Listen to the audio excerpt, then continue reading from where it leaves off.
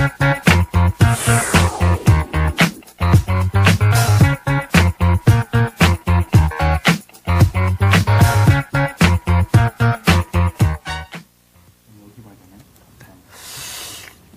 이슈 분석. 오늘 시간에는, 시청자 여러분들 중에서 다수 예상을 하셨겠지만, 오늘 아침 깜짝 놀랐습니다. 유가가, 급락했죠. 4.5%, 급락을 해서 장중한 때 90배럴당 $90까지, 이탈했다고 하니까 상당히 급락을 했습니다. 국제에너지기구에서 비축유를 한 달 동안 6천만 배럴, 상당히 많은 규모를 공급하겠다라고 했고, 우리 정부도 동참하겠다, 이렇게 지금 밝히면서, 화학주, 정유주들 아주 국내 시장에서는 급락을 하고 있습니다. 자, IEA, 국제에너지기구의 이 비축유 방출 결정, 어떤 배경에서 이루어지고 시장에 어떤 영향을 미칠지 한번 알아보도록 하겠습니다. SK증권의 그 투자전략팀장인 우리 박정우 팀장님 전화 연결되어 있습니다. 안녕하십니까? 예, 안녕하세요. 네. 이렇게 기고만장 기자실 찾아주셔서 너무 고맙습니다. 예, 고맙습니다. 네, 비도 시원하게 오는데. 예. 자, 오늘 쓴 보고서 또 마침 보니까 유가 하락은 경기 부양책이다. 이렇게 제목을 달고 이렇게 했습니다. 예. 자, 어떤 면에서 경기 부양책이라고 보는 건지 일단 설명 부탁드리겠습니다. 예, 최근에 FOMC 미국의 연방준비제도위원회에서 통화정책위원회가 어제 있었잖아요. 네. 그래서 이제 벤 버냉키 의장이 상반기에 양적 완화 정책 효과가 일어나지 않은 것이 유가 때문이다 이렇게 지적을 했었거든요. 그래서 실제로 보면은 상반기에 유가가 많이 오르면서 미국의 소비자들의 어떤 구매력이 많이 낮아졌었고요. 그런 관점에서 본다면은 유가가 낮아지는 것은 미국의 소비에는 굉장히 좀 긍정적이고요. 역시 마찬가지로 우리 같은 경우에도 휘발유 가격이 인하되면은 아무래도 소비자들의 지갑이 조금 더 가벼워지지 않겠는가. 그리고 한국 같은 경우에도 원유 수입량이 굉장히 많은데 이런 것들에 대해서 좀 부담이 덜어지면은 결국 일부 업종에는 좀 부정적이지만 전체 거시경제 측면에서 보자면은 결국에는 경기를 부양하는 그런 효과가 있을 것이다라는 점입니다. 네, 그렇군요. 그 국제유가 당장 5% 가까이 급락을 했습니다. 좀 더 길게 볼 때 국제유가 전망, 이번 조치로 좀 다시 $100 가는 일이 없을 것인지 어떻게 보십니까? 예, 일단 이번 조치가 굉장히 좀 이례적인 것이고요. 네. 그다음에 글로벌 공조 차원에서 지금 벌어지고 있는 것이기 때문에요. 일단 원유 시장에서 트레이더들 같은 경우에는 굉장히 몸을 사릴 것 같고요. 그리고 실제로 보면은 현재 적정 유가가 한 90불 내외로 지금 추정이 되고 있거든요. 그리고 이번 공급 충격이 있을 경우에는 조금 더 내려간다고 본다면은 한 80불대 정도까지 유가는 하락할 걸로 보고 있습니다. 야, 80불대까지. 예, 동부증권 김민환입니다. 네.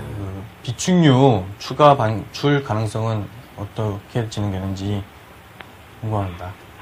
비축유의 추가 방출은 일단 한 달 정도 IEA가 일단 한 달 정도 전략적 비축유를 방출한 다음에 그 이후에 추가로 어느 정도 할 것인지는 시장 상황을 보고 판단한다고 했었습니다. 네.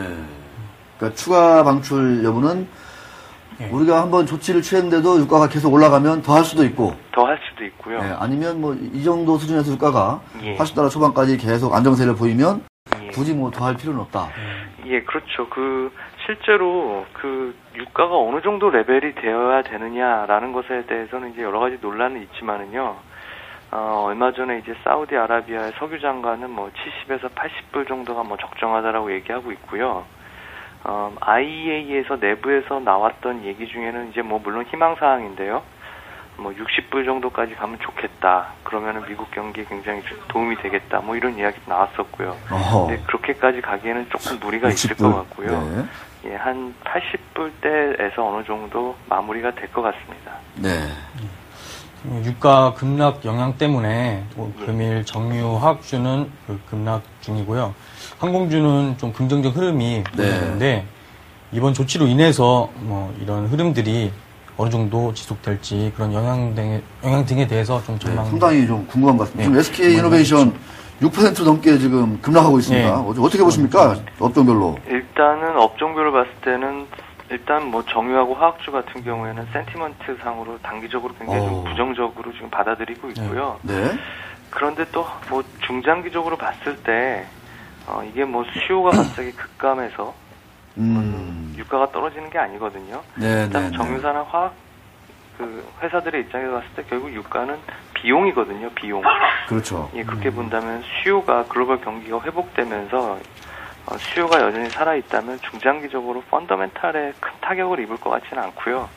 물론 이거에 대한 판단은 앞으로 시간이 가면서 좀 구체화될 거를 보고 있는데 일단 단기적으로 정유화학주는 조금 부정적일 것 같습니다.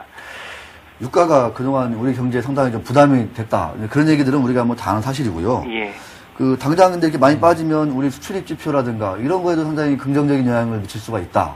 예. 아까 말씀드린 대로 석유나 화학 이쪽에서는 조금 업종에서는 좀 심리적으로 아니면 뭐 실제로 조금 이익이 줄어들 수도 있지만 다른 업종이나 뭐 이런 내수 관련된 산업이나 이런 데서는 상당히 좀 긍정적이지 않느냐 이런 해석도 해볼 수 있을 것 같은데 우리 시장 지금 2000선 지키고 나서 지금 반등을 하고 있지 않습니까? 예. 우리 뭐 하반기 전략 잠깐 좀 말씀해 주시고요. 좀 지금도 아직은 좀 불안불안한 감이 있는데 그리스 악재도 있고요. 예. 그게 좀 불확실성도 있고 조금 그 우리 시장 그 뭐 3분기 아니면 하반기 어떻게 좀 이렇게 좀 큰 흐름 보고 계십니까? 일단은 그동안 시장의 핵심적인 이슈가 세 개였었는데요. 네.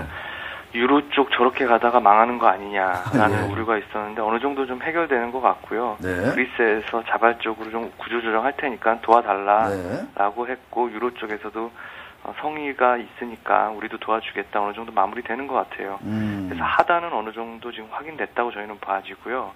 다만 상단을 열어주는 건 결국 미국 경기와 글로벌 경기에 대한 판단인데요. 미국 경기에 대한 우려가 굉장히 많습니다. 그런데 이번에 오늘 어제 있었던 조치로 인해서 미국의 GDP가 부양되는 효과가 좀 만만치 않게 있을 것 같습니다. 그래서 하반기 미국 성장률은 한 3% 중후반까지 나올 수 있을 것 같고요. 그렇다고 봤을 때 그동안 그 시장의 주도주에서 소외됐었던 IT 같은 경우에는 향후 IT 수요 회복에 대한 그런 기대감으로 3분기에는 좀 긍정적으로 투자자들이 좀 바라볼 수 있는 여건이 마련됐다고 보여지고요. 네. 그다음에 이번 달 말에 있을 정부의 어떤 내수 경기 부양책 이런 것들이 결국에는 시장에서는 건설이라든지 아니면 유통 뭐 이런 쪽에서 긍정적으로 좀 해석할 여지가 있을 것 같아요. 네. 그리고 금융 쪽도 괜찮을 것 같고요. 그래서 네. 전반적으로 본다면은 지금 현재 시점에서 시장에 들어가는 건 그렇게 부담스럽지는 않은 것 같습니다. 네. 우리 박정호 팀장은 그 런던에서 공부를 해가지고 유럽통입니다. 그 언제 좀 시간 좀 내주셔가지고 예. 그 그리스 문제를 비롯해서 그 피그스 국가들 예. 전반적으로 유럽 국가들의 재정 문제가 어떻게 좀 그 실마리를 잡고 해결될 수 있을지 한번 좀 심층적으로 와이드하기도 한번 좀 우리 스튜디오에서 한번 대담 한번 하시죠. 예, 고맙습니다. 네, 꼭 예. 불러드리겠습니다. 예, 감사합니다. 네, 예. 주말 잘 보내십시오. 예, 주말 잘 보내십시오. 네.